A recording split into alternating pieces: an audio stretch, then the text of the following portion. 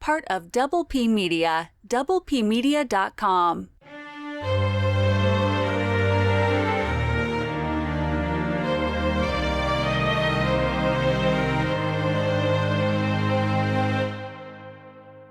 Welcome back to Bustin' Blockbusters. My name's Matt. As always, I'm the guy that annoys you with the music stuff and with my rambling about this show, The Lord of the Rings, Rings of Power on Amazon Prime. Today we're talking about season 1, episode 5, Partings, written by a couple of familiar names from this series already. Justin Doble and Wayne Chi Yip is the director. We always like to just get our ratings right out of the way. So I'm going to turn to my co-host Priscilla from Priscilla TV on YouTube. Be sure to check it out. Be sure to subscribe. Priscilla, give us that rating on a scale of 1 to 10 with a double. Well, it's the 9 double Fs, my rating. Wow. Double Fs? Yeah, like fabulous friends, like this episode, it really spoke about friendship in many ways. Like we have false friends, perhaps, with Halbrand and Galadriel, because now in this episode we have more reasons to suspect that Halbrand is not a good person, like to begin with. We have like Aaron and his friends, if you can call them friends, like Celebrimbor and Gil-galad, like pushing him to break an oath, which in Tolkien is a very serious business. And his best friend forever, Durin. Like at some point, it was very strange because at some point I thought that friendship was going to go over. But Aaron proved that he's indeed a good friend. So I was happy. As did Durin, and for that matter, although I do like that Durin got a table out of the deal for Disa. Yeah, that's the best part of the episode, I think. It's the table. I enjoyed that as well. And I had a rating exactly like yours, 9 out of 10, except I did double A's. Double A's? Yeah, angry Addars. Makes sense. Because he seemed really angry when Waldrick said something about he wanted to pledge to Sauron. He's like, Sauron? Who the hell's Sauron? You pledged to me, baby. It seems like he's not in league with Sauron anymore. And I am really just overall enjoying this season. I know that I've rated some episodes higher, but I still like following the individual storylines. I know that there's a lot of clamoring out there. When are these things going to come together like the Fellowship? And I'm like, this isn't the Fellowship of the Ring. Let these stories breathe. Let's get to know and invest in these characters before we throw them into some kind of great peril together. Why do they even have to meet up at all for a whole season? I don't care. Although I imagine that they will. If the Numenorians are coming to Middle Earth, we'll see some meetings up of some of the characters. But I just don't particularly care for that kind of complaint that I've been seeing a lot on that terrible space that we call the internet. So, I also don't get it, but I think it's more like blaming the people with like short attention spans. Like again, I blame Marvel, the way they edit their films. Like you always like pum pum pum pum. Always going up, up, up, up. So people expect things to be like that all the time. And this is not it. Yeah, well, there's been, even beyond Marvel, there's been a long trope of action films having a big beginning, a big middle, and a big end, right? And if you don't have those 3 hills, then people don't get interested in it. So Hollywood's been doing that for a long time, but Marvel kind of perfected it in a way. I don't disagree with you there for sure. Nonetheless, our ratings are kind of the same, but we really want to know what our listeners think about this episode as well. So please tweet to @BustBlockbuster on Twitter. You can also send emails to mattsaudioblog@gmail.com. That's mattsaudioblog@gmail.com. You can leave comments on our website, mattsaudioblog.com, mattsaudioblog.com, or you can leave comments on the Double P Media YouTubes, which is where our videos appear. This week, if you're listening on the audio podcast, the video portion will not be out until Sunday evening because the millionaire Bubba is off on some kind of expensive trip all Oh my weekend trip God. and won't be able to upload our video until he returns and has spent, yet another $1 million that he made on YouTube from you subscribing and liking the videos and commenting on the videos. That's how he makes all the money. That's how he sells those ads. That's how he gets rich. So please subscribe to the Double P Media YouTube by going to youtube.com/c/the word double, the letter P, the word media. Or you can just ask them how to subscribe by tweeting to @ the word double, the letters PHQ on Twitter. That stands for Podcast Headquarters. You can also find that same spelling on Facebook, facebook.com/the word double, the letters PHQ. That's enough of the podcast business. Let's get into the part that some of you may or may not like. And if you don't like me talking about music, then skip ahead about 12 minutes and 45 seconds. But this is long overdue. We've had 5 episodes of the season so far, and I haven't said even a minute about the main theme other than to say I'll get to it sometime. Well, finally, as Bubba likes to say, I got around to it. Here it is.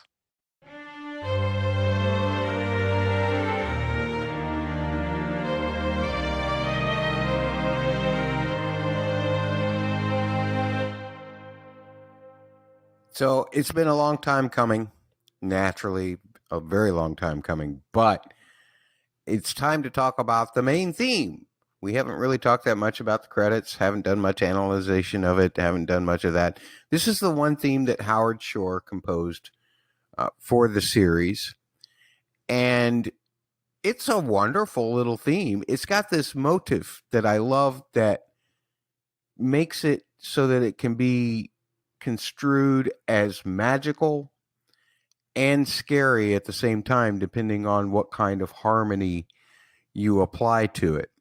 And that's the key to this because, as you know, during the credits, you hear the very opening part and things seem kind of magical.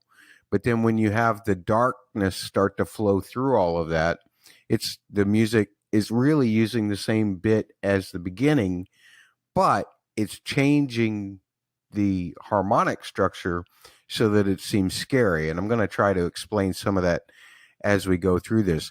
But the theme opens with this.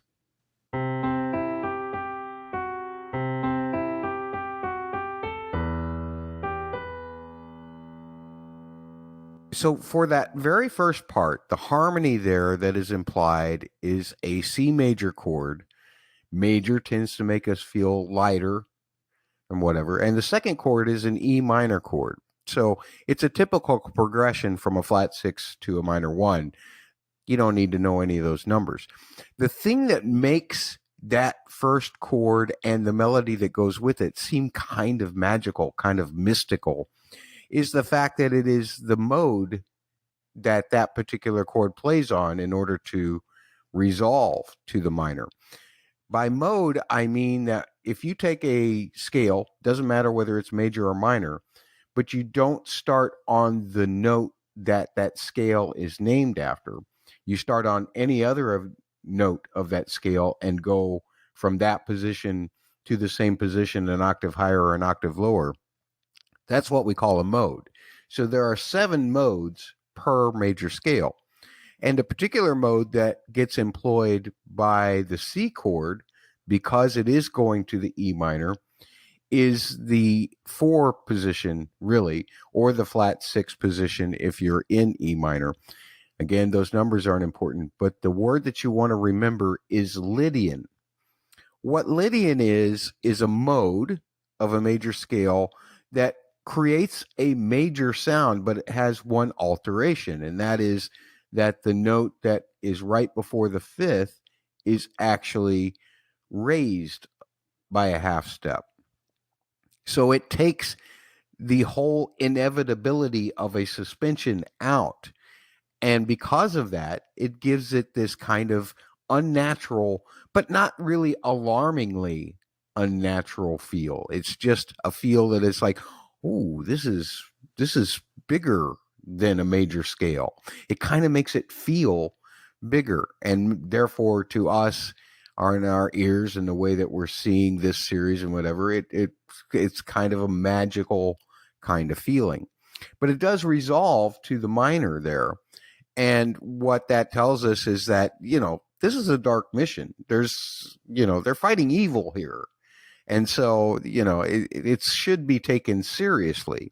So you have this magicalness and this seriousness in the first two chords.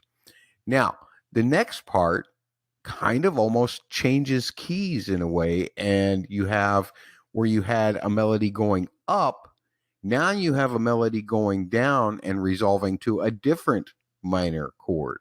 And it sounds like this.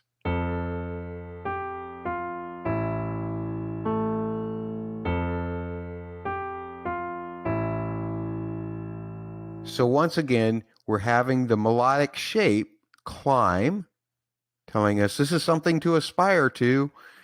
And then it falls, telling us that this isn't going to be easy.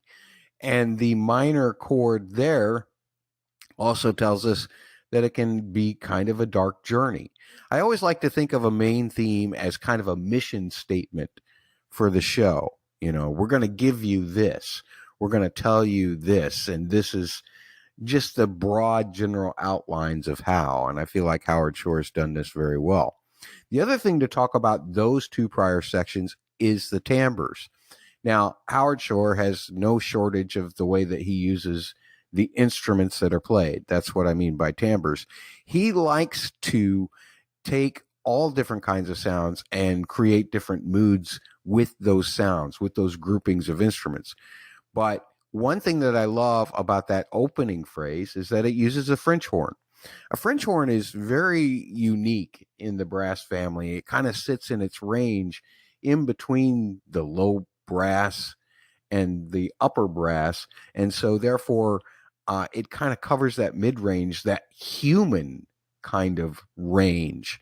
And that's why that instrument is so wonderful in this instance, because it's showing us that, because of the range that it has, it can also create all of these different kinds of sounds itself. But it also typically can be done with a very kind of mellow kind of sound, and magic and mellowness kind of evokes almost kind of a Zen state of being. And I love that.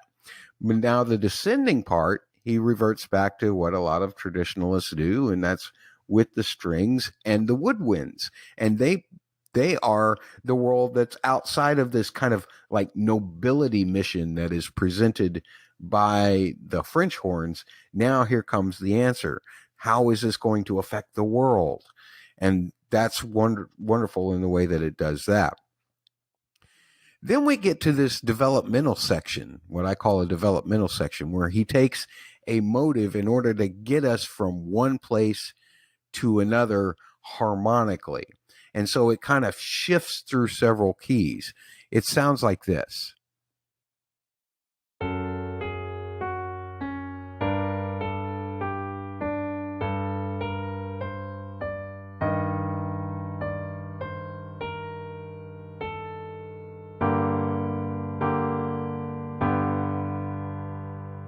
And there's not a whole lot to explain about this, except that it just is a motif, a little melodic snippet that keeps evolving so that it can get back really to the C chord where it started from. We're in a whole different place when we start, but he kind of shifts through so that we can get back to the C chord. And the way he does that is he makes everything shift to a G minor, but at the end he turns that G minor into a straight G chord, which will tonicize, bring us back home to the C chord from the beginning.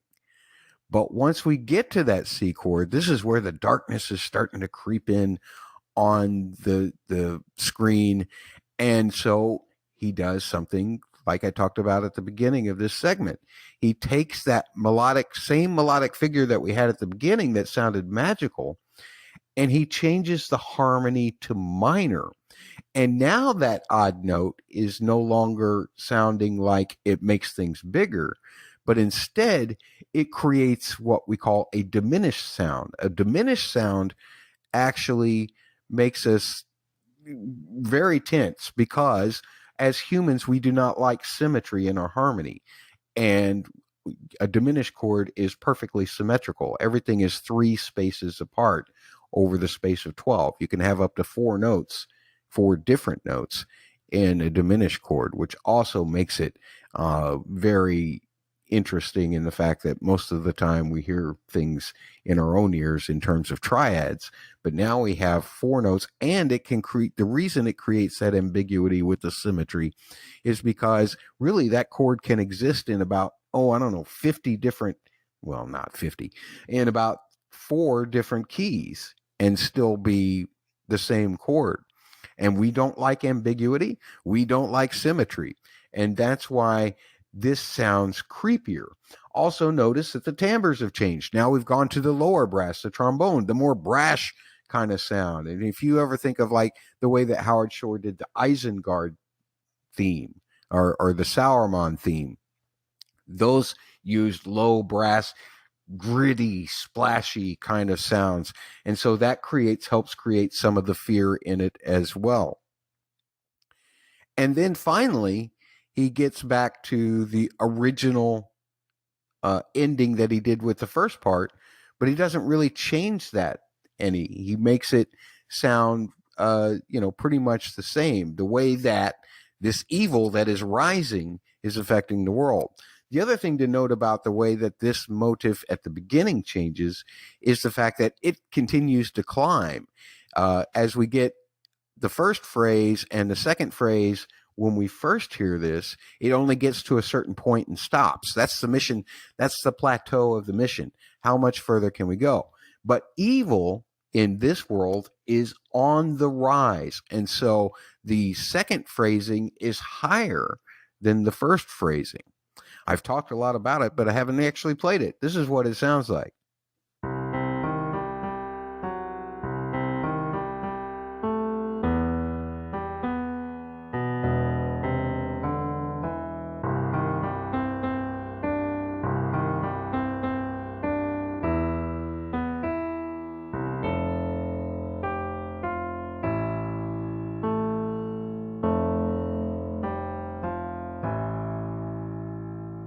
So by making that melody extend even higher, but it's coming from a lower register, we get that sense that evil, the darkness down within, is starting to rise back up into the earth.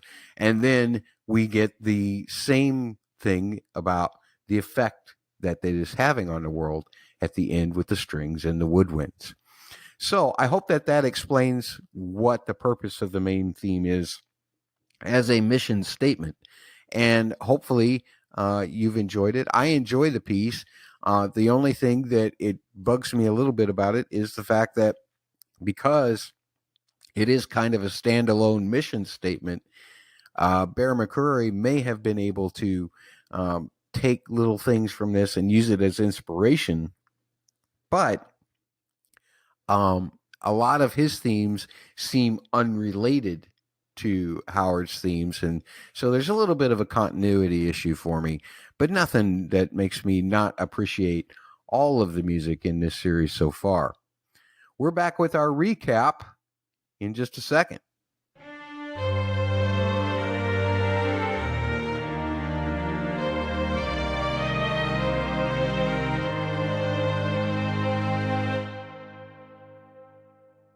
Priscilla, are you ready to get into our recap of I am. a couple of the storylines? You are. All right. Well, let's get right into it. How about we start with the Harfoots? Sounds fun. Yeah. Well, I'm not necessarily a Harfoot hater this time around, but it seems like the stranger is. I think, to be honest, the Harfoots, they have so many problems among themselves that it's unfair if we are hating them at the top of their problems. That's probably true. They got enough to sort out for themselves. They don't need outsiders Yeah. Any kind of outsiders, but they especially don't need outside viewers hating on them. So maybe we'll hold off on any hate this time around. But we start off with the stranger. He's learning words, and Mm-hmm. once he learns peril, he thinks that he is peril. But Nori says, "No, you're not peril. You're good. You help out." And then we get this when they get called to tow the wagon. I suppose we get this wonderful double M. Yeah, double M. Yeah, a musical montage as Oh, amazing. It was great. it was fun, all the beautiful sights and everything, and we see Poppy and Nori and the family all struggling to migrate, I guess, to keep up with the crowd, who they've caught up with the caravan because we see them a lot later. But as they're catching up to the caravan, the place where the stranger crashed to Middle Earth is being investigated by three beings. Now, I have to ask you this, Priscilla, because I saw one turn their head to the side, but I couldn't tell if that was an elf ear or if it was just a human ear, which I would think would be a strong indicator. But who were these people? Well, they haven't said a word, and they haven't introduced themselves, so I cannot say for sure who are they. My guess would be that they are members of a cult of Morgoth thing that is still going on in Middle Earth, because as Galadriel told us in the first episode, no, like the Morgoth servants, they just went into hiding, the ones that survived. No? So I think they are like from this cult of Morgoth. Maybe they are aligned with Sauron, no? And they saw the Médhor and they are investigating. Maybe there is some sort of not prophecy, but they are seeing as a sign that this Sauron's times is coming, which is something similar to the Harfoots, no? Like they also have like this kind of thing that this is not good. The skies are acting strange. So that's my guess. I don't know. Yeah, they certainly. I didn't take it that the person who was actually in the meteor was very happy to have found the place. Had kind of a menacing look on their face. So, can we use that as evidence to say maybe that the stranger is not Sauron? I don't think the stranger is Sauron. I think we should eliminate the stranger as a Sauron candidate. Okay. Well, it would certainly seem if these people are nefarious and they don't like what they find there, then that means that Sauron or the stranger is opposed to whatever their objective seems to be, because they did not look happy. None of them looked too happy to me. To be fair, I don't think they will ever look happy if they are evil servants of Morgoth, Sauron. That's the attitude that they have. Always look a little bit pissed. Yeah. So that's very possible. Well, away from there, the Harfoots are now making their way through some wolfy woods. That's a double W. And Malva wants Sadak to take the Brandyfoot's wheels and leave them behind. My goodness, what house? That's awful. And because Malva thinks that it ain't just the woods are strange. You know that everything about this whole situation is strange, and they want to get everybody away from the Brandyfoots as quickly as possible. Yeah, we have more of the Harfoots' love for each other in this episode. Yeah, lots of civil war here going on within the caravan. No time for that now, though. No time. Nori and Poppy approach Malva, and they end up getting chased by, I guess these are now wolves. When we first saw them in the first episode, I thought they were wargs, but now we've seen a warg and it looks different from these. So I guess these are just whatever the Middle Earth equivalent of wolves are. And they're running and running and running, and they're just about to get eaten. It's just like out of a fairy tale. And then the stranger steps in, and he makes an entrance just like a well-timed wrestling show and body slams a wolf and saves the day by striking his hand down to the ground in order to fend them off with some kind of magic that ends up leaving his arm quite hurt. It looks awful. And Yeah. then later on, as he's trying to heal himself, Nori brings him some beeswax, which I don't know what that does for an arm to help it, but she seems to think it's going to help. But he prefers a self-made ice bath. And Nori is curious about it because, Nori can't keep her nose out of any business, and she sticks her hand where she shouldn't. And she becomes part of the ice bath, starting to get froze onto his arm. He completes the spell, and then she is thrown by whatever energy is released at that point. But now she is scared of him. He didn't even realize that she was there, from what I can tell. But once he turns around and realizes she's there, he starts to look like he's going to talk to her or communicate with her, and she's having none of it. She's getting the heck out of there. And that's all we get from the Harfoots this week. Yeah. I don't know about these Harfoots. I am beginning to start put a little bit of hate on them. They don't get along. They have to follow the path, stay safe, but yet they're being led through a stretch of woods. The woods are strange, and Nori jumped too quickly into a relationship with the guy, and now she's finding out who he really is. That's what I say. How about you? What did you think of the Harfoot story this time around? Well, I think there's like a symmetry though with Nori starting the episodes like stating that the stranger is good, and at the end of the episode she's quite not so sure anymore if he's good or not. But I think more about the Harfoots, their internal struggles. It's very like they're migrating, so she knows the itinerary they are doing, and she mentions the itinerary, and we don't know the names of these places, but what if they are actually going to Mordor? No, like not Mordor, the Southlands. Excuse me. No, not what if Mordor yet? Yeah. Yeah. So what if they are trying to migrate, but they are actually going to the war? No? And about the stranger, like if he's a Maya who becomes like a wizard and it's sent on to Middle Earth on some sort of a mission, as we think it is happening, then I think many of his struggles with his powers is that he doesn't know how to behave in a mortal body, some sort, like his body is weakened. And that's what we see when he is fending off the wolves. He gets really surprised about his arm. He didn't expect to have any effect on his arm. Yeah. So he doesn't know the language. He probably has some memory loss, and the body is not what he expected to be. Yeah. Maybe you gave me this vessel. You sent me down here in this vessel. Look at this piece of crap. I can't do anything with this. That's what he's saying. But he shows regret about the situation he's putting Nori and her family, and he is trying his best. So I would give him a vote of confidence. Nori, please come back. Yeah, Nori, please come back. Give him another chance. Even though you jumped into this relationship way too soon, way too quickly, way too eagerly.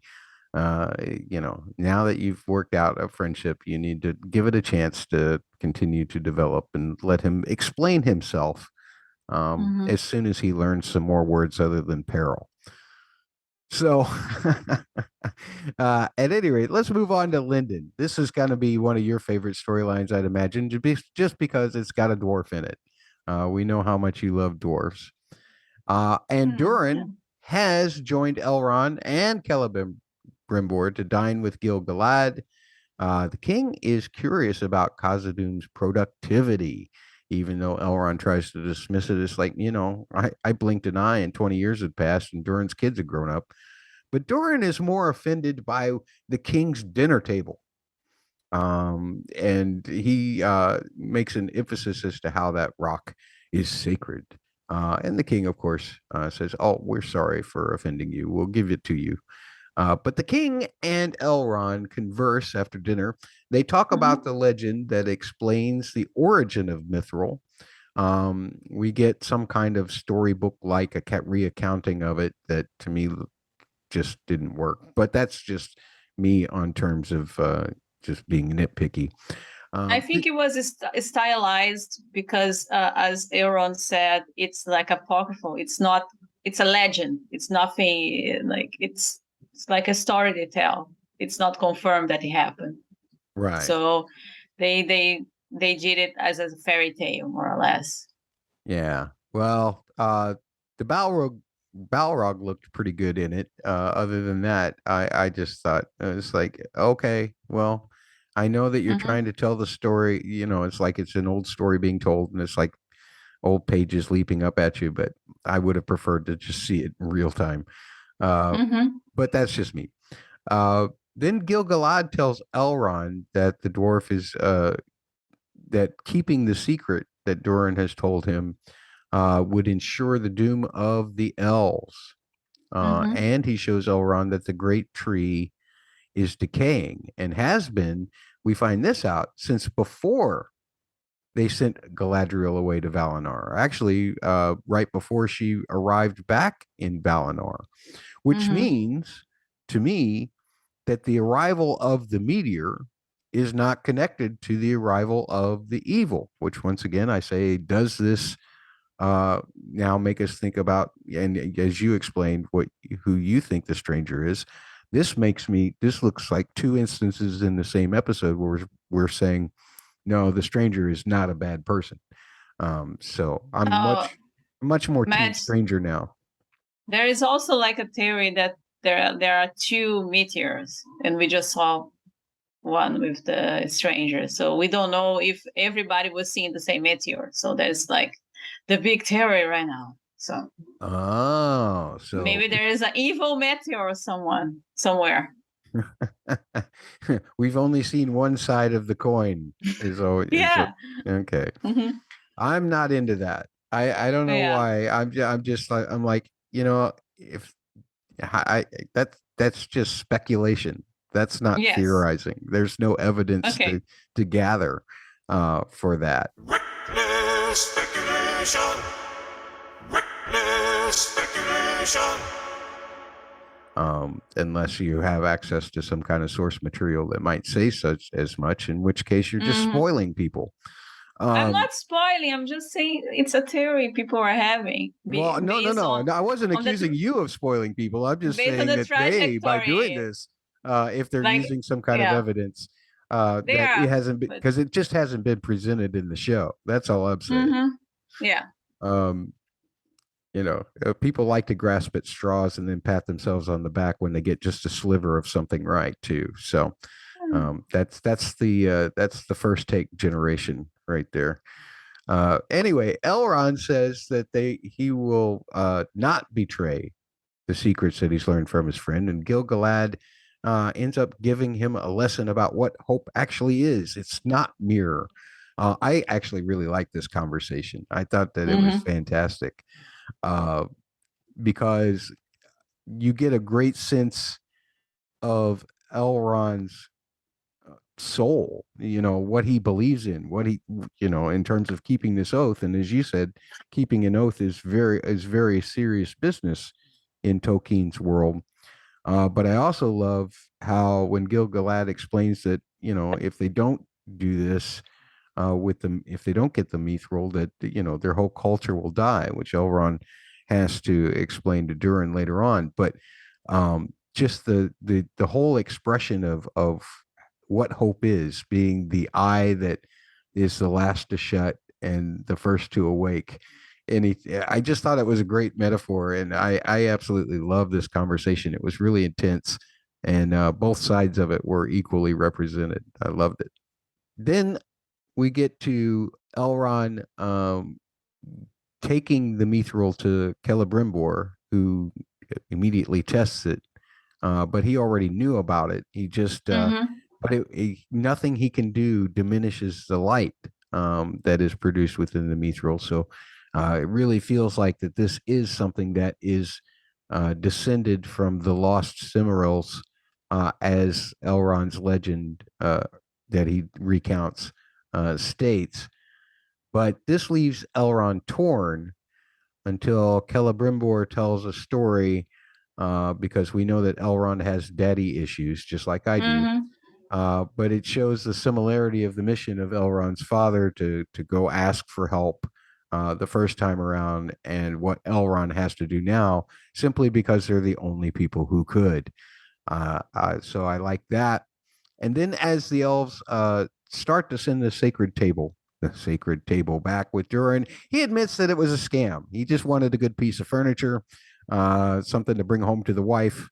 But Elrond also admits that that the elves need the mithril, and Durin agrees to talk to his own daddy. He's got his own daddy issues too about it. And as they're coming to this agreement, Gil-galad is watching. Dun dun Creepy. dun. Very creepy. Yeah, I mean, did he Yeah. just not trust Elrond? Does he just not trust Durin? What's going on there? Yeah. There is a lot to unpack in this storyline, and this is the storyline that has like some people that are readers are talking a little bit side-eyeing. For what I understand, one, this legend that we were presented was a legend. Elrond himself doesn't believe it. And Gil-galad is presented as someone that is very, very concerned about the elves in Middle-earth. He doesn't want to leave Middle-earth, because if this is true, and like the elves they take some sort of nourishment from the places they live, the trees that they adore, and so. And if this environment is poisoned by whatever is happening with the tree, then it's true, like their only chance is to go back to Valinor, because Valinor has like the care they need to care for their souls, for the Fee, and their souls are very important to the elves. They don't get physically ill, but their souls get ill, if that makes sense. Okay. The problem is, and that's like they said this 3 times during the conversation, this is a legend. This is not confirmed. We know canonically how the 3 Silmarils are counted. One is with Elrond's father. He took to Valinor, Elendil. The other is with the other 2 are with Feanor's sons, Maeglo and Maedhros. One, Maedhros, he basically jumped into a schism of fire, so it's in the bowels of earth, and the other, Maeglo, throw away in the water. So we have one in the air, one in the fire element, and one in the water, basically. So they're all accounted for. So this legend is like just a story. What is important to notice is that there is something going on that Celebrimbor seems to be invested in, because Celebrimbor already knew about the mithril. He already tested, and he's convinced that it comes from a Silmaril, because due to the qualities of the metal, which is like durability, it's very resistant, but it gives light. So it has like positive qualities of an elf and the negative qualities of the Balrog of the story, so to speak. Right. But that's a metal. That's what that is their qualities, and they seem to be aiming at that. This metal has some sort of protective quality to the elves. We know that mithril is the material which one of the rings of power is made. It's which is the one that Galadriel has. And funnily enough, and that's why I think this storyline is going, is that her ring has a restorative, has restorative protections, which helps her keep her forest. Yes, that makes from sense being because they infected. did say in this episode that Oh. they need the mithril to restore the light within them, right? Yes, yes. And also Galadriel's ring, he protects against evil. This is true. Okay. This is canonically true. So if this ring is made of mithril and has these properties, then we can actually extend these properties to mithril too. No? And we know for the trilogy that Galadriel keeps her realm far from the shadow of Sauron because she uses the ring. So that's what I think is going on, more than this legend. Okay. They just invented a legend as an origin to connect the mithril to the Silmarils, to explain and to actually make it things more complicated in the Elrond, Celebrimbor, Gil-galad relationship. No, Okay. I think. So it's not confirmed. I don't think people should be losing their minds over it because it's not confirmed. And it might actually be one of the things that Sauron is working on, because he wants to sow despair into the hearts and minds of the elves of Médhor. No? So maybe Sauron is behind that. Maybe, we saw the cow in the first 2 episodes. Yeah. And we saw the leaf have the same kind of black substance. So somebody poisoned that tree. Yeah. It seems that makes sense if you're an evil lord and the one race that could possibly defeat you, or maybe an alliance between several races, you want to weaken them as much as possible. Yeah, snuff them out as quick as possible. And this way, it's like, because the plan here is that what these elves are thinking is, okay, if we can't fix this or fix ourselves, we have to leave. Right. Yes. So there'll be nobody to, there'll be no great alliance like Galadriel wants to stop us Sauron from doing it. So it makes makes sense. Yep. Anything else about elves and dwarves before we play our first round of what's worse? No, Durin is, as always, a loving, lovable dwarf. Elrond has poopy eyes. Celebrimbor is manipulative. He's always like, somehow every time Elrond has a doubt, he brings Elrond's daddy. No, just to stick the gun, like the knife, and twist it. And Gil-galad, and Gil-galad, I think he's trying his best, but he's doing a terrible job at trying his best. He looked very creepy. I mean, I understand the guy. He's concerned about his kingdom, his helm, and his people, but he's also concerned about everybody. He says, if we're not here, who's going to take care of the little guy? Yeah. People are focusing too much on Gil-galad trying to hurt poor little Elrond, but the stakes are so high there. There is he's a king. Yeah. Well, let's put this in terms of some what's worse questions. What's worse? What's worse? Being forced to give up a beautiful dinner table to your guest, or to have your friend not exactly fall for your attempt at emotional blackmail and not give you the mithril you so wanted? It's a fail. I think, honestly, to God, losing a dinner table can be traumatic. Dinner, like furniture, like we can ask Baba because he's a homeowner, but anybody who has moved, like has bought an apartment or has rented or has moved, know that like furniture is very expensive. Yes. It's very expensive. And if you go to simply IKEA, give up, and then you cannot even like mount the whole thing. No, it's like very complicated. So coming in the possession of good furniture is very difficult. So I think Durin had to do what he had to do. He had no other choice. And Gil-galad will just have to contend with like looking at this empty, really, really empty place in his tree palace. Everybody's just going to have to sit with little TV trays or with chairs, TV trays and chairs, and sit around and eat. And we know that Gil-galad loved that table so much that he remained sitting at the table for a long time, even after he knew he had to give up the table.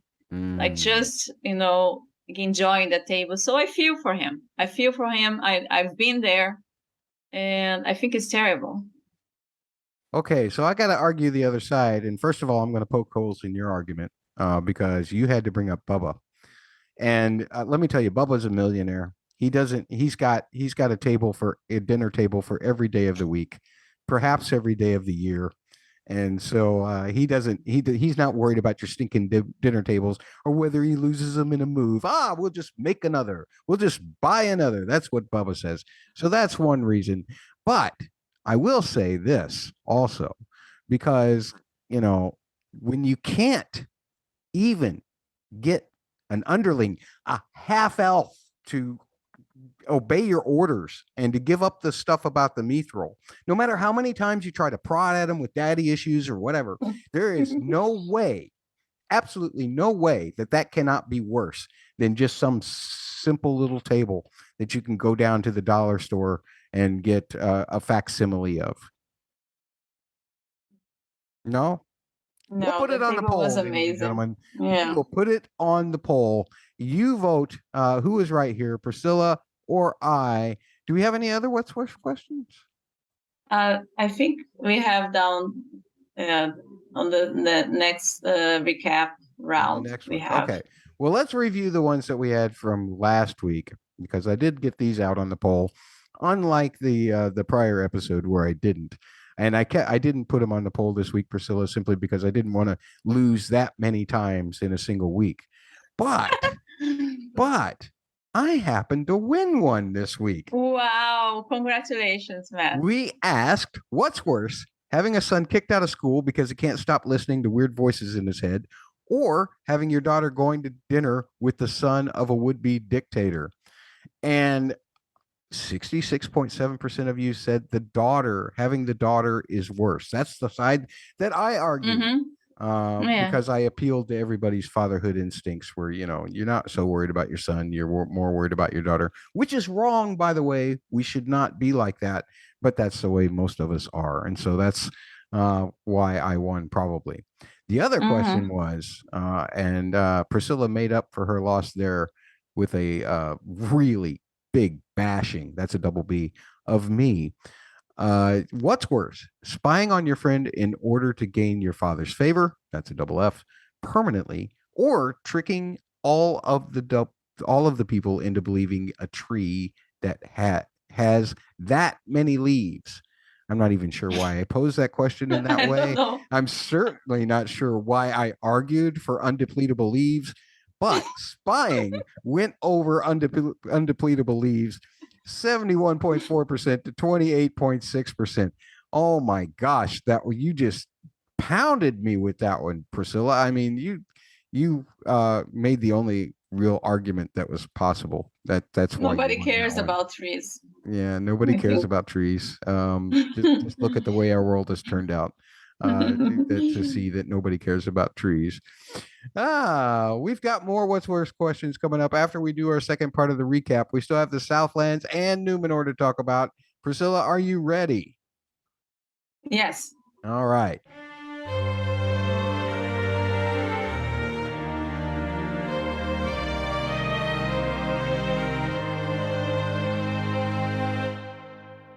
We'll start in the Southlands, where Addai likes sunlight, but his orc friends don't. I mean, it's burning their skin, and he's just like, I just have to, take this in because soon I'm going to be a god or whatever he thinks he's going to be, and there won't be any sunlight left. And I want to be able to remember this, even though the memory will be painful. I mean, I'm really feeling for Addai here. It's one of those things where I feel like Addai is just a misunderstood elf. Just like I thought about last week as well. But nonetheless, he's told that the tunnel is finished and Adar is ready to summon the legions because they're going to head to the tower. Meanwhile, at the tower, Bronwyn tells people about the offer that Adar had sent, and with Arondir as the messenger, and then she gives her the first win one for the Gipper speech of the episode. Then she calls for them to stand up and fight, but Waldreg's not so with this. He wants to get out of there. He wants to take the easy path, which he turns out is not so easy. He takes a considerable amount of people with him to just go and surrender. Half. He takes half. This was hilarious. Like, Waldreg has become my favorite character. Like last episode, he was talking about the beautiful servant of Morgoth, which is Sauron. And now he's like, hail Sauron, and took half of the people there in the tower with him. And then he might not even have found Sauron in the end, which is hilarious. Like, double hilarious. Amazing.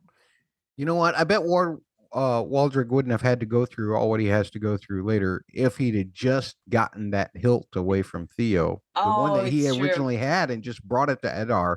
Then perhaps Eddar wouldn't have been quite so angry, because when we have a little talk between Halbrand and talking to Galadriel about the fact that he's a bad person, and then we see that those who Waldreg led from the tower is surrendering to Addar.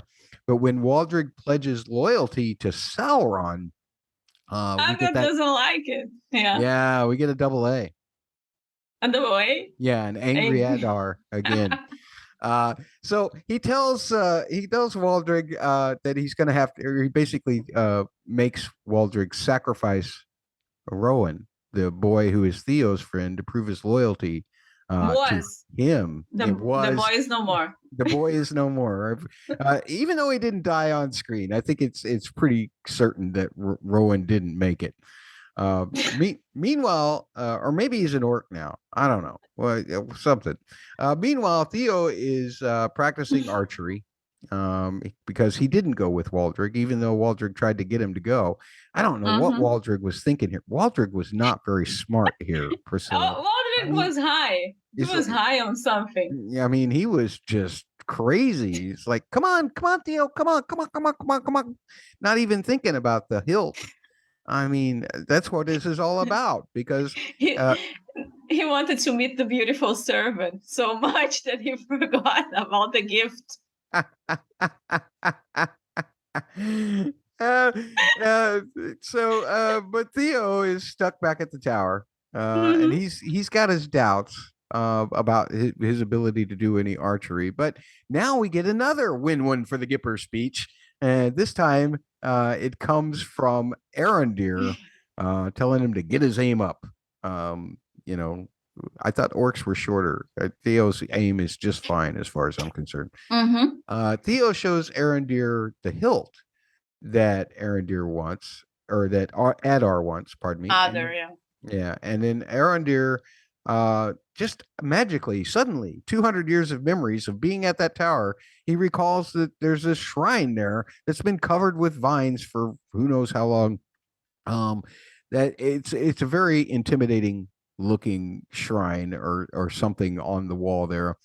And he tells Bronwyn that the hilt evidently is some kind of key, something that that I guess Adar thinks is going to help him become a god of some kind. But definitely Arondir thinks that it's something that was used to enslave humans before. And not only on top of that, but hey, there's a whole bunch of flames out there. What do you think those are coming at night? Oh, that's orcs coming their way. They could be just days away, or maybe even just hours. And Bronwyn starts getting kind of philosophical about evil, the evil within man, and says, well, what's the point? Let's just give up right here.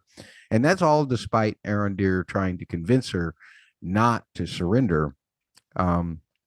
She metaphorically says, this tower will fall. and then they look at the tower, and I think they stop thinking metaphorically about the tower at that moment. That's the read that I got from it. It's like, oh, we're going to push the tower over on the orcs, so maybe they will stay and fight.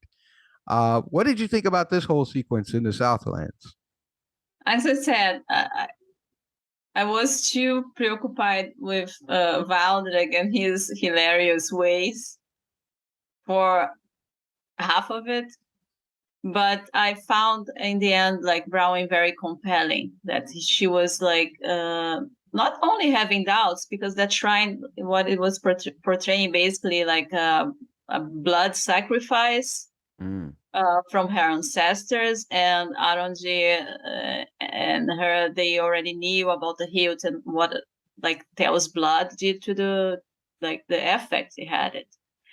So she basically she was questioning, why should we keep fighting if we are destined by blood, if our blood will be calling to be together with Sauron. This is meaningless. Like, I'm bringing all these people to their deaths, and Arondir was advocating for the choice that she is making. The choice itself, it's already something that would work contrary to this blood oath of their ancestors. And in the despair that they came to an idea that actually gives them hope. So I really like it. But still, Valdek was hilarious.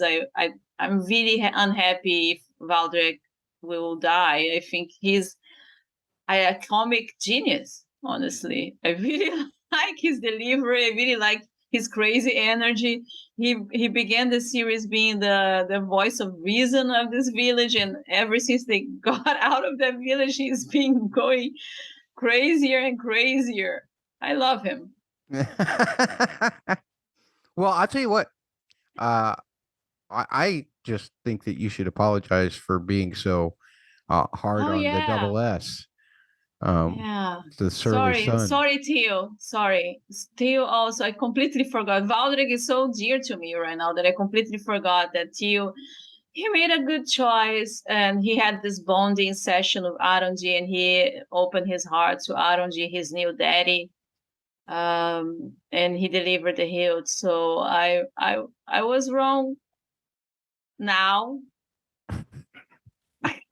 I don't know if I will be wrong. For now, I'll apologize, but let's play this out to the end, is what Priscilla is saying. Yes. Yes. Yes. Well, for now, we've apologized. I completely apologize, Theo. And I do this just for the same reason that Bronwyn would, because there's no hope. And if you're going to become some kind of Nazgul or something that's going to kill me, I'd rather apologize now so that you remember that I apologize, so that maybe you won't kill me. So forevermore, I like Theo. Well, until he tries to kill me, which it's a possible. Possibility. Nonetheless, although those words didn't come out of my mouth, I didn't say such a thing.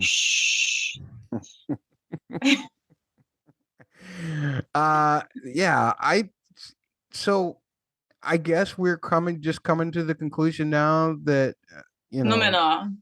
That Addai is not Sauron. Just in his own. He's in his own. He's in his own world. He doesn't care about Sauron. He doesn't care about Morgoth. He doesn't care about any of that. He just is just a greedy old fool. I think Addai was a servant of Morgoth, either by choice or because he was captured and tortured and turned into half an orc, because he has these orcish traits. So maybe he was the first orc. That's why they call him father, no? Adam. And now that there is like a power vacuum that Sauron, nobody knows where Sauron is. Hint, I think Sauron went to Celebrimbor, and Celebrimbor went to Lindon, and that's why we are having these elves having these stupid ideas. No? So Sauron is traveling and working his magic around Middle-earth. And Addai looked and say, oh, so the boss is out? No, right. So he's trying to make a power like power, like grab the power there, and using the affection the orcs have for him to do so. And he's running out of time, and he knows it. So that's why it's imperative that he becomes a god. But Okay. I think it's not going to help. Now you had presented a little idea here in the doc, something about the hilt itself. Arondir mentions that it's a key, but what you had an additional thought about what it might actually do? If we mention keys, and we know that they are next to Orodruin, which is Mount Doom. No? And we know that the orcs, they at this stage of their development, they are not really keen on sunlight. So maybe like this hilt, what it does actually is just ignite some good old volcanic explosion. Okay. I have no idea how it will work, but so you're saying that if if Arondir calls it a key, you think it needs to start an engine, and that engine is Mount Doom. I think Addai is very concerned about the sun, and the tunnels will not give him what he wants. No, they are just a palliative measure for the orcs. So if he managed to ignite Mount Doom, then not only the place will be desolated, but there will be like this whole cloud of dust that will cover the sun permanently. So I think that's the end game for Addai. Wow. Yeah, but I don't know how it would work.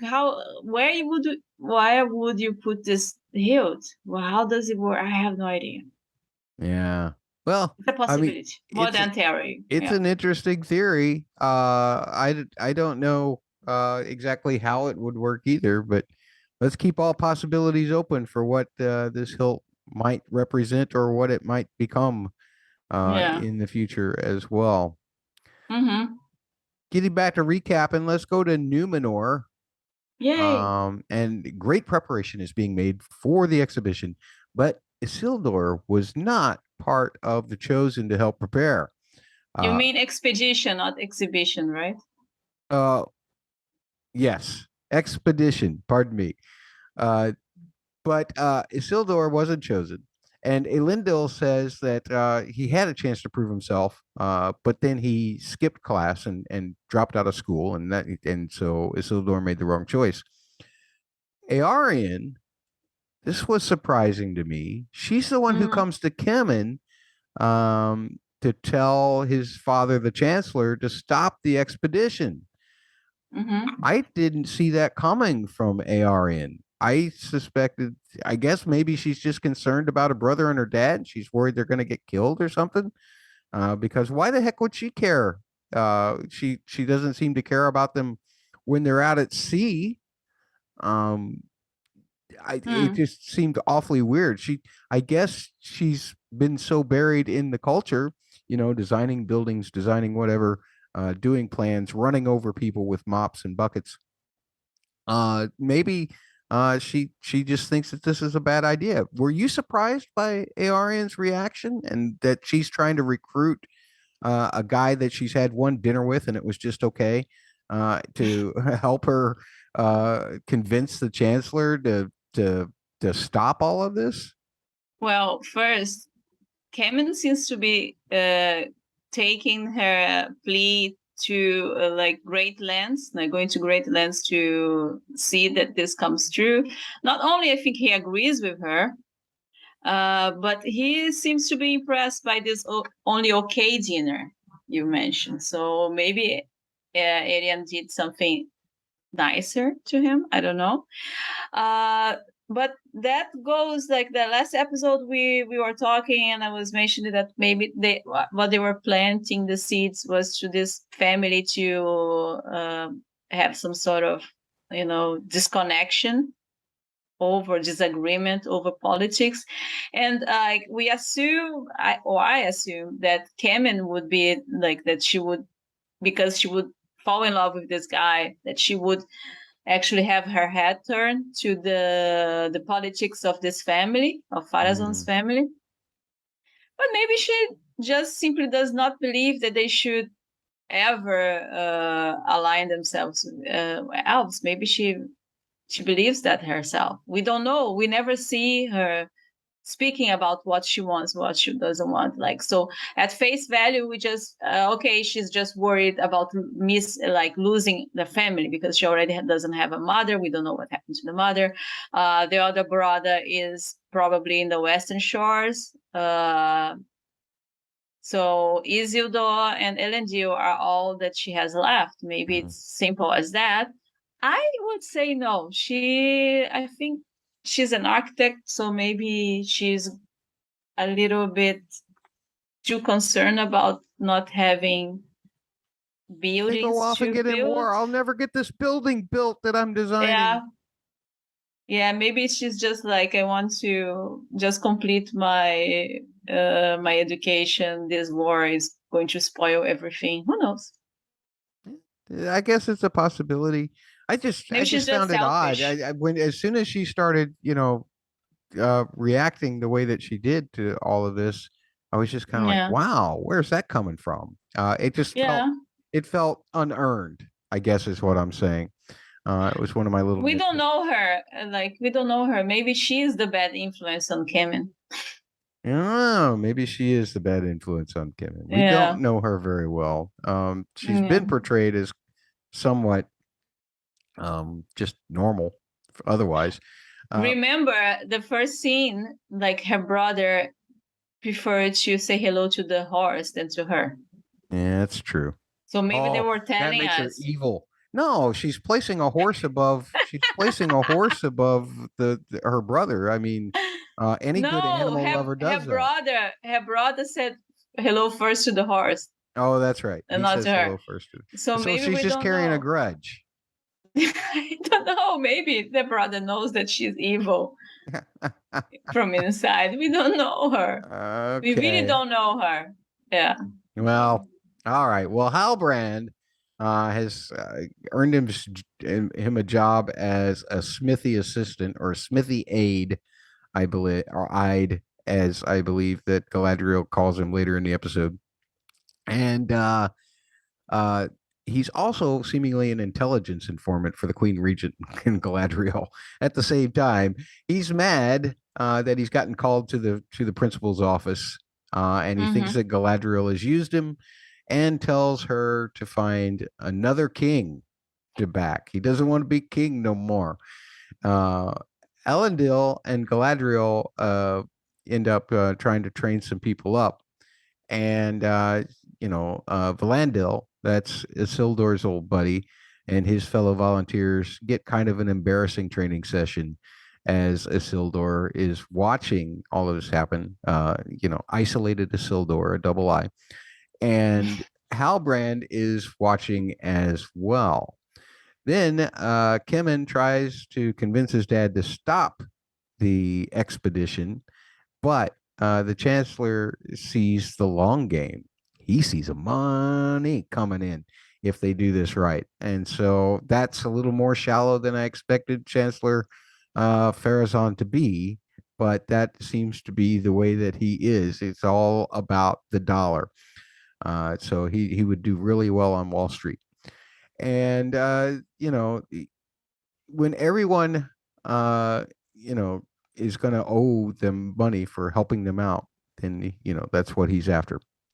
Now, the king, who is up in the tower, tells his daughter, the Queen Regent, that the kingdom is in danger. Really? And then she says, no, it's not. No, it's not. But he tells her that she goes to Middle Earth, that all that waits for her is darkness. Ooh, gee, mysterious, weird. Isildur seeks out Valandir. And when Isildur, says he'll do anything to get nominated because Valandir got promoted to lieutenant for scratching a single thread on Galadriel's dress. Then he says, punch me out once. And Valandir says, no, we'll take two. and still not give you your prize. So Isildur has to become a stowaway. Just happens to be on a boat that Kemen, who is worried that his dad is not doing things for the right reasons. Instead, he's going to be the patriot, and he's going to blow the boat up using the alcohol that's in there and some fire. But that's the same boat that Isildur's in, so they have to fight. And naturally, the fight causes the fire to spread. And so the boat is going to blow up anyway, but they manage to get free, evidently, even though Isildur has to pull up Kemen and save his life, more or less. But they get out, they get washed ashore, they get pulled out, they kind of cover for each other so that everybody looks good. And that way Isildur is going to get on to the onto the boat that he wants to get on, but Kemen is also not going to get in any trouble for trying to blow up the boat. Mm-hmm. And then what we have is Galadriel and Muriel and Pharazôn arguing about whether they should go again or not. And the Queen Regent says, well, she'll make a decision in the morning, and Halbrand had better be there. Where the hell is he? So Galadriel has to come and find Halbrand to tell him that she needs him.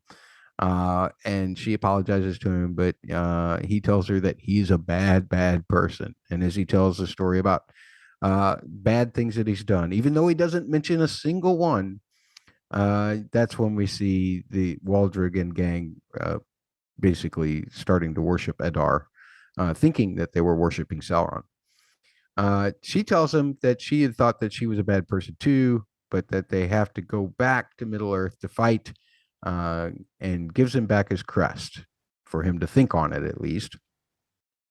Then that night, evidently all night, Halbrand sits there on a stoop and thinks and thinks and thinks and thinks. Well, am I going? Am I not going? And he decides to leave the crest behind, and then he takes it back because Halbrand can't decide anything except at the last minute. So it's the put it down, pick it back up, last minute gag. Then we send off the group with a big parade. Halbrand's in the parade, and then everybody's happy. They're getting on boats. Arryn is watching as Daddy and brother go off to their new duties, and she is not happy. But Isildur's got a big smile on his face. Once he gets on the boat, he's going to have to earn a little more than just trust from his father, as he did, as he did in his last post. He's going to have to perform a new duty for the ship. He's going to have to be a double S, Which we cannot say. Well, one of the words we cannot say. We can. And the other? Let's see. It would be shoveler. So one of the words starts with an S, and the other word is shoveler. He would be a bleep shoveler. But we can't say that word on the podcast, so we won't say it. Halbrand gets on the ship, and then he is waiting when Galadriel boards, and they have a big dramatic handshake. And for the second week in a row, we've had a big Numenorian theme finish, as 3 boats, not 5, because 2 blew up, but 3 boats leave the harbor. Mm-hmm. Yes. Whew, lots to go on here. What do you want to talk about first? Well, okay. Pharazôn and his plans, you mentioned that they sound more shallow. No. What is happening, in my opinion, is as long as Miriel agrees that to play this whole like that she's just like queen, but Pharazôn is the one calling the shots, as his son says. No, but the problem is with you are the one that people like support, not her. That at this point he's content, but he saw an opportunity like to expand Numenor's power through imperialism or colonialism, I don't know, because he has a plan to collect tributes to trade with the Southlands, because the king of the Southlands will owe them. This canonically, like Numenor has been a power that has been in Médhor for some centuries at this point, where Pharazôn is. Meaning they have port cities and they have some footholds there where they are very imperialistic. They are very like not nice to the populations of Middle-earth. They collect exorbitant taxes and they trade too much, whatever. So since there is a time compression in the story, what they are getting at that Pharazôn is going to be the beginning of their imperial expansion. So they are going to be this foothold. This, I would assume, would make him much more popular in Numenor than. Yeah, and he is also sending volunteers because they know that this is not exactly popular. So volunteers, and we see that there are more volunteers than places now with Isildur and Elendil. So the place is divided. They're like half they want to go with, and the other half is against the expedition. When Kemen destroys, they were going with like 500 people and 5 boats, and now they're going to be dry boats, and they are not full-fledged soldiers. So she's going with less people, and these people have not that much training. So it's safe to assume that this war is not going to be very easy to win with this kind of numbers. But they go anyway. The other thing is Galadriel. Like, people were complaining a lot because people were not, concerned with the fact that Sauron is actually back and that Galadriel is the only one trying to fight him. No, people were more concerned about she's not likable. So good luck, people, surviving anything if you have this attitude in real life. But anyway, Galadriel and Halbrand, they started like the episode Halbrand accusing her of manipulating him, using him. Mm-hmm. But as the episode progresses, you kept asking yourself if it's not the other way around, if it's Halbrand that's manipulating and using Galadriel. Well, how do you explain? What instance are you using for that? No, like he seems to know instinctively how to push her buttons. He knows exactly what he has to say to get what he wants from her, in terms of like her speaking to him.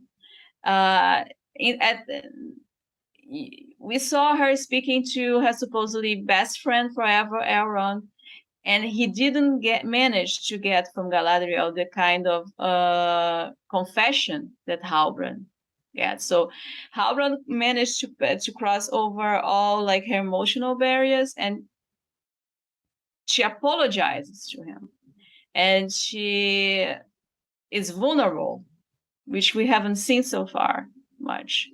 And at this point is where like he still does not want to give her what she wants, which is to go to Middle-earth again. But when he seems to get her exactly where he wants her to be, then he kind of changes his mind. And this is like it's very Sauron-like behavior. Let's wow. say. So you think that Halbrand might become Sauron? I don't know if he's already Sauron. I don't know if he's going to be the one of the Nazgul. I don't know. Okay. But like he seems to know more about Galadriel. And when there is this part where she finally she speaks about her brother, how he died because of Sauron, and then Halbrand says something like, "I'm sorry," like he is sorry that Finrod died, or he's sorry that he killed Finrod.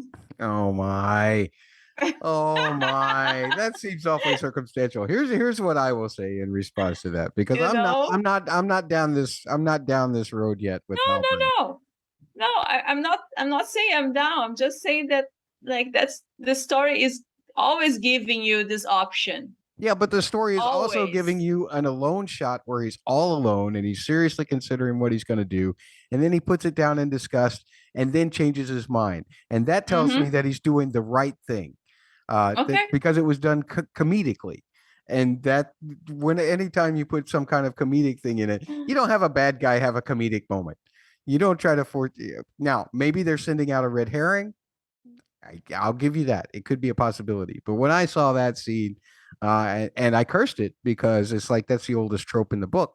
But at the same time, I was kind of like, okay, yeah, this guy let's go. But maybe this is a kind of narrative that like maybe he did that for Galadriel's sake. No, maybe it's a theater. Maybe he just like nobody was there to see him put the thing down and then put it back up. I don't know. What I'm saying is like it seems to be very in league with what like Sauron is, that he would like Numenor, because we know that Sauron at some point he's an advisor of the Numenorian king in canon.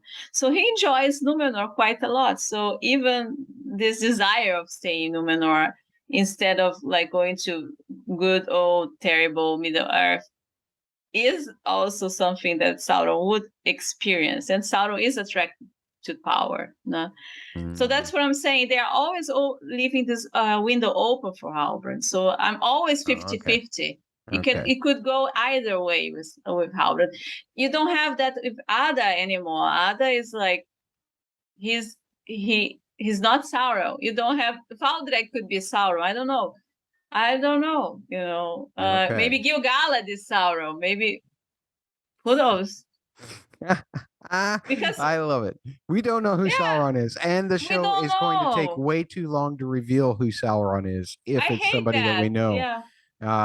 This reminds me terribly of the whole thing that Amazon did with the Wheel of Time thing, or it was like you read 30 pages of the first book of Robert Jordan, and you know that Rand is gonna be the dragon. But I like that in the Wheel of Time. I think they extended too much, but I like that they kept you like as an audience like, okay, I think it was great for TV only people. I think it was very frustrating for book readers. Okay.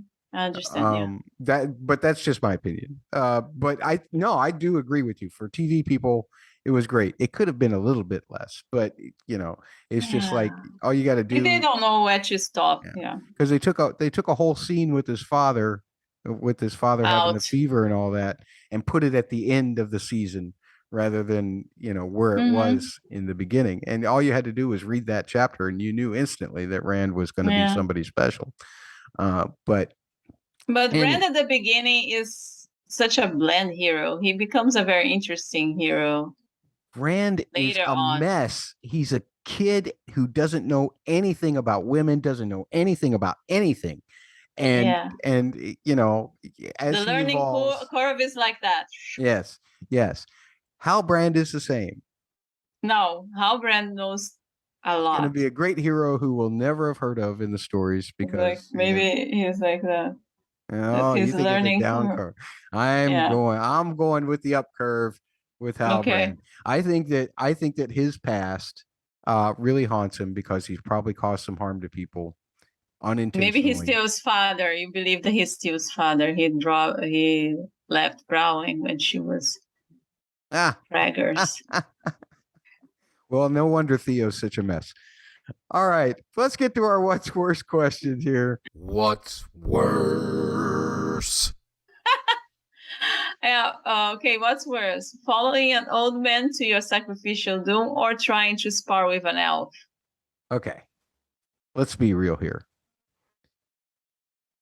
following an old man to your sacrificial doom is the stupidest thing you could do. Rowan, what were you doing? What were you?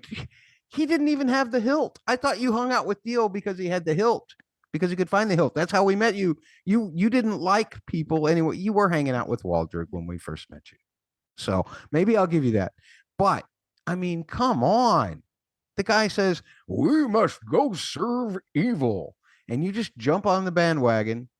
And then not only that, but you didn't ask him any questions beforehand. You could have said, do you know who this evil is that we're serving? Do you really know who this evil is that we're serving? No, you didn't ask any questions. You just show up and say, yeah, I'm glad to be here. Whoops. Oh my gosh, I'm going to get the wrong end of that stick.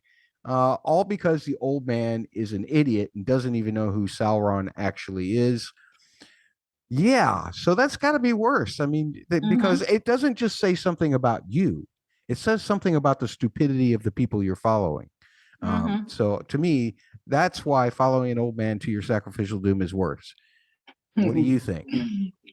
Well, I have to argue that it's trying to spar with an elf, right? I think physically, I could see that. Obviously, an elf is most likely not stronger per se than you, but more agile. Has more time to train because elves are immortal, so has 100 years on you experience to start fighting, and I, until now we have seen that the elves, they can be quite petty. They can be a little bit on the wild side, let's say. So I can see an elf not only being faster, more experienced and stronger than you, but actually playing dirty. So, did you see Galadriel playing dirty during that sparring? No. Yeah, she was kind of showy though. I mean, if you're if you're really gonna make a full demonstration and show how people need to do it, she needed to go ahead and cut off a couple of those heads where she stopped the knife, where she stopped the sword just short at the throat. She needed to just go ahead and follow through, because then everybody would learn the lesson immediately. I think everybody would run away from her and not follow her to Middle Earth. Oh, well, there's that possibility too. Folks, we'll put it on the poll and let you decide what's worse, sparring with an elf or following a friend to your sacrificial doom. We do have polls from last week, of course. None of these went my way. What's worse, defying your mom's wishes and turning orcs into the fact that you have a relic that they want, or finding out that the former owner of that relic knows that you stole it and knows what that relic means? Wow.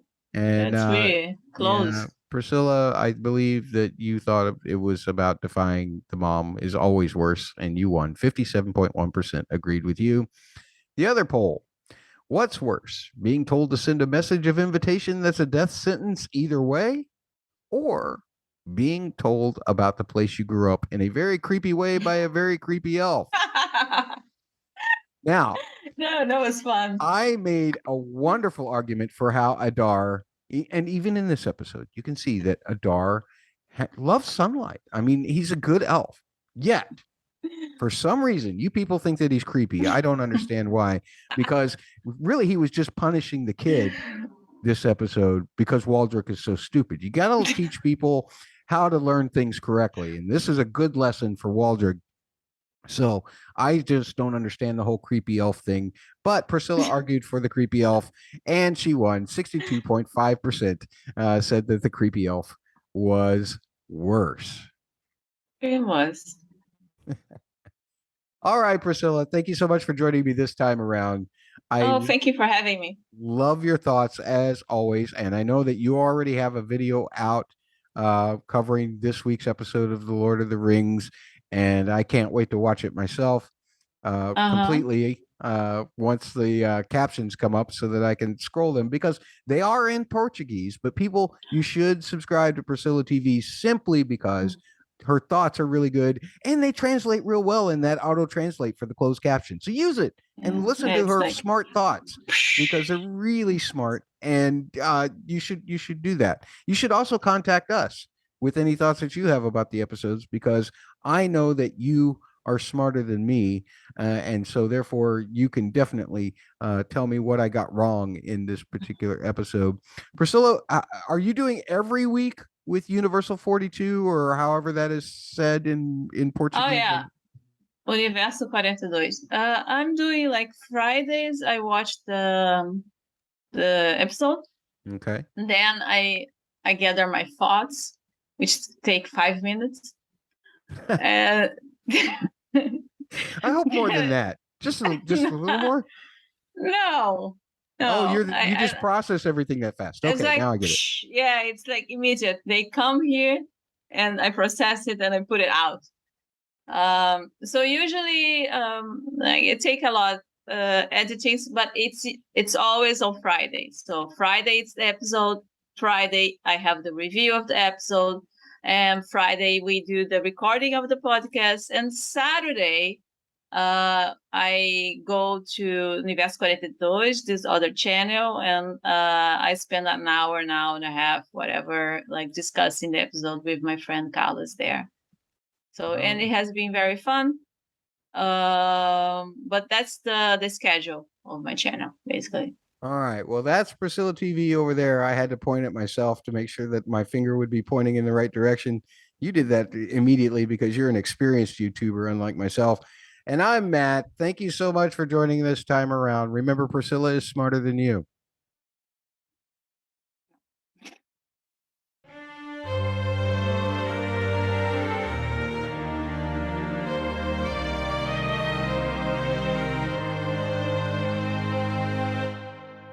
Part of Double P Media, doublepmedia.com.